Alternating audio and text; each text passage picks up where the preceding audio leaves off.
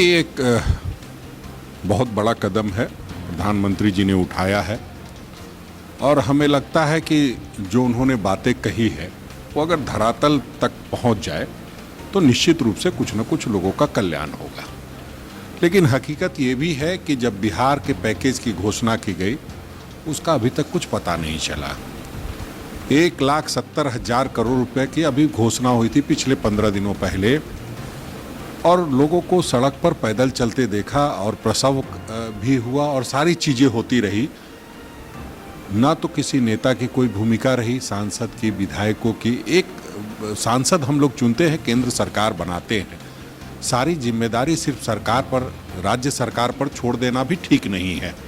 अब आपने ये घोषणाएं तो की है, घोषणाएं जो है ज़मीन पर कैसे उतरेगी इसमें थोड़ा संशय है, क्योंकि पिछला रिकॉर्ड जो रहा है केंद्र सरकार का वो ठीक नहीं रहा है। बोलने और करने में काफ़ी अंतर है। तो हम समझते हैं कि निश्चित रूप से कोरोना के समय है, इसमें राजनीति नहीं होनी चाहिए। लेकिन अगर प्रधानमंत्री जी ने कोई पैकेज का अनाउंस किया है और उससे आम लोगों का तक राहत अगर हमारे जेब तक नहीं पहुंच रही है तो फिर तो राजनीति होगी और क्रिटिसाइज भी होगा। फिलहाल हम लोग वेट एंड वॉच की स्थिति में है। कल पहली बार जब प्रधानमंत्री देश के सामने आए तो उन्होंने कुछ कोविड-19 से उत्पन्न स्थिति पर अपने विचार रखे जो जनता के हित में था, जो कि पैकेज की उन्होंने घोषणा की 20 लाख करोड़ रुपया। उसमें उन्होंने पूर्व के दिए गए सारे को जो 1,70,000 करोड़ था, उसके अलावा जो जनधन योजना में पैसे दिए गए, यानी कि जो भी राहत अब तक केंद्र सरकार द्वारा दिया गया था अनाज के माध्यम से हो या अन्य माध्यम से, उसको भी उसमें जोड़ा गया।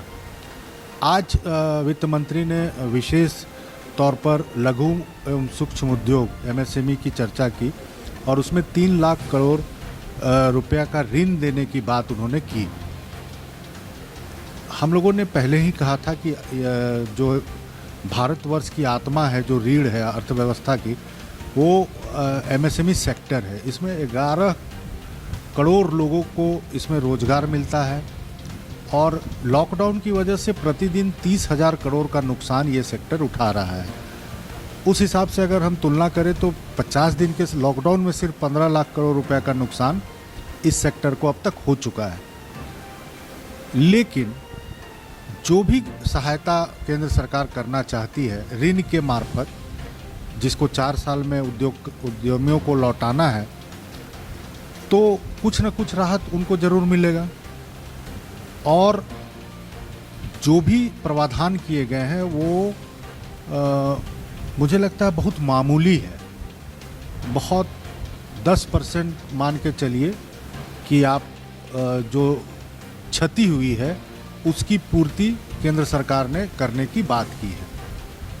तो देखिए, अब जो भी घोषणा हुआ है वो अगर वो भी मदद अगर सही तौर पर मिल जाए सही समय पर लोगों को, तो कुछ न कुछ तो राहत होगा, जिस पर सरकार ने अब तक आंखें मूंद के रखी थी। झारखंड का नंबर 1 एकमात्र संस्थान NIPM Sai tower 4th floor.